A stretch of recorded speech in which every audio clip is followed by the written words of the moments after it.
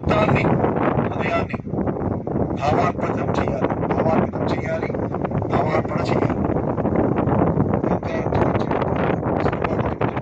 అందరం చక్కగా హాయిగా ఆనందంగా